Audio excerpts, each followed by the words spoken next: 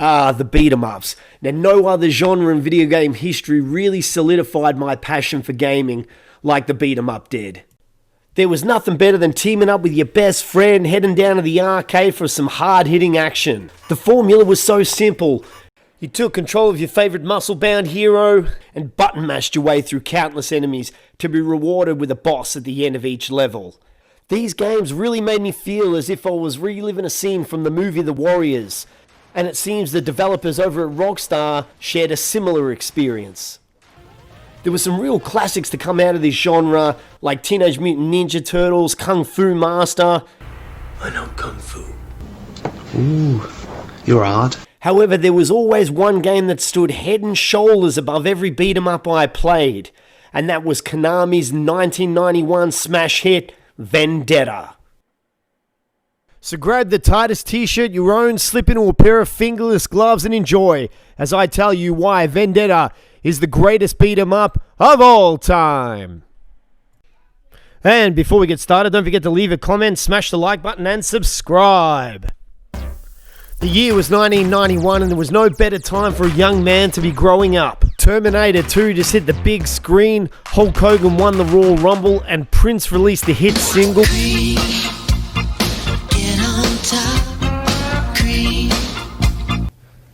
Ooh.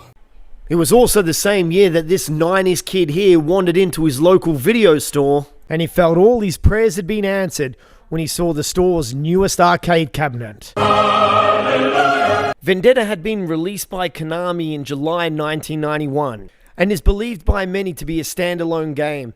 However, this is actually a sequel to the 1989 game Crime Fighters, which was the third most successful arcade cabinet in Japan that year. And although it lacks the polish of Vendetta, it's a decent beat-em-up in its own right. Just take a look at this butterfly knife animation. However, due to its poor hit detection and unfair difficulty level, it was unable to achieve the success internationally that it achieved in Japan. Not even the toughest looking hero in art cover history could save this one. Who the fuck is that guy? Who the fuck is that? And where Crime Fighter's weakness may have been its technicals, there is no denying that its strength laid in its gritty 80s atmosphere. Vendetta takes the atmosphere of Crime Fighters, injects it with a cycle of testosterone, and ramps it up to a 10. We kick things off in the fictional world of Dead End City, an 80s-inspired dystopian nightmare where street gangs rule the city through fear, intimidation, and violence.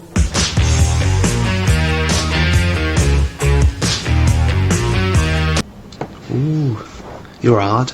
It's here Vendetta introduces us to the protagonists of the story, the rival gang, the Cobras, who fortunately for the player bear a striking resemblance to some of the most badasses in 80s history. First up we have Blood, the ex-prize fighter who bears a similar resemblance to Iron Mike Tyson. Tyson power! Blood is my personal favourite of the Cobras. He had a great style about him, with the dark sunglasses, the white boxing hand wraps, to his blood red t-shirt that he wore. He had that great put up your Duke standing animation that made him really look like a boxer.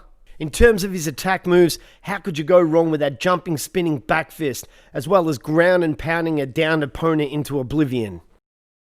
And if that isn't enough, he even smiles at his opponents when he's using the shotgun. However, the number one reason why Blood is my favourite Cobra is his choice in footwear, the Chuck Taylors, which are the greatest trainers of all time. Second for Team Cobra, we have Boomer, the martial artist, who is based on the iconic action hero Jean-Claude Van Damme. Ooh. Now, as a lifelong martial arts fan, I truly enjoyed playing as Boomer. And seeing that he was based on one of my childhood heroes, the Muscles from Brussels, made the experience even better. He knocked out all the enemies in those iconic black 80s fingerless gloves, and he was the only Cobra in the team that threw that vicious head kick. But it was Boomer's jumping attack that really stood out for me, as it was heavily influenced by Van Damme's signature helicopter kick.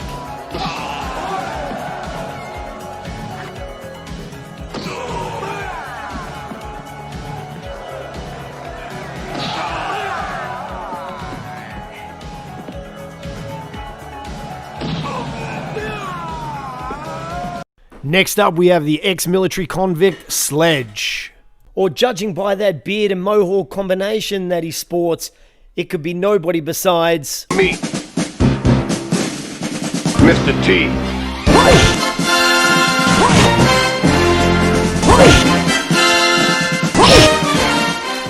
Sledge. Now, he was my least favorite Cobra growing up as a kid, yet I'm unsure why. He had a great look about him. The braces, mohawk and beard combination made him really stand out like some sort of medieval warrior. And the wild haymakers he threw just added to the aesthetic. I always felt like he had the best knife attack animation out of the Cobras. And his flying headbutt attack was hilariously satisfying. So if you were like me growing up and always felt that Sledge was the weakest of the team, play as him again and just remember, Don't treat a teammate like he's invisible, because everybody is important on a real team. last but not least, we have the former professional wrestler, Hawk, the leader of the Cobras. Now, there's no mistaking who the inspiration was for this golden-haired, mustache-toting former professional wrestler would be. I'll just leave this here.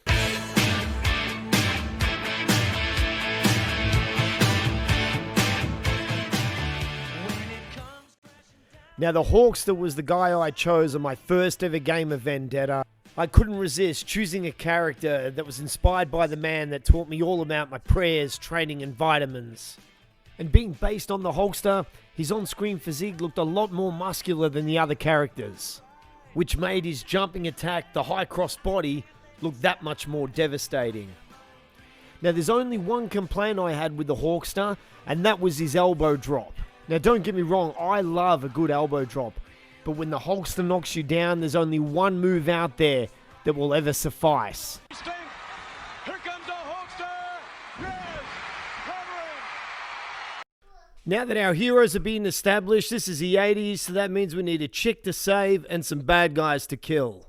Vendetta delivers on both fronts, as it just so happens that the biggest gang in Dead End City, the Dead End Gang, decided it'd be a good idea to kidnap the fifth member of the Cobras, Kate, who just so happens to be Hawk's new wrestling protege. And I'm sure she's just your protege there, you sly dog you. So you choose your character and head off through 5 stages of side-scrolling arcade beat-em-up action. Now, this is standard fare for the genre, not too dissimilar to other titles such as Final Fight. And where Final Fight's strength lays in its diverse set of enemy characters, as well as some fun battles inside a wrestling ring and a cage, Vendetta's strength laid in its little things, the 1%ers as I like to call them, such as Buzzsaw Bravado getting his saw stuck in the floor as he swung it at you, or as your enemies coughed as you threw a sack of flour over them. Speaking of weaponry, Vendetta had one of the best arsenals you could possibly choose from. Nothing felt more satisfying than smashing your enemy up against the wall with a spiked baseball bat. And God bless the developer who programmed the shotgun blast to the baby maker. But the biggest appeal Vendetta had over its contemporaries such as Final Fight was its 4-player co-op mode, where you and 3 of your buddies could take on the likes of Buzzsaw Bravado, the Missing Link, the Rude Brothers, Cruel Kurt, and finally the leader of the Dead End Gang, Faust. So once you defeat the Dead End Gang, rescue the chicks, and restore Dead End City to peace, there's nothing left for you to do besides strike your favorite pose and bask in the end credits screen glory. So that about does it for me there, guys. Have I convinced you? Is Vendetta the greatest arcade beat-em-up of all time? Or is it something like Final Fight or Ninja Turtles? Please let me know in the comments. Hit the like button, share this video, subscribe, and if anyone out there knows what happened to these cool cats, please let me know in the comments as well. Thank you very much.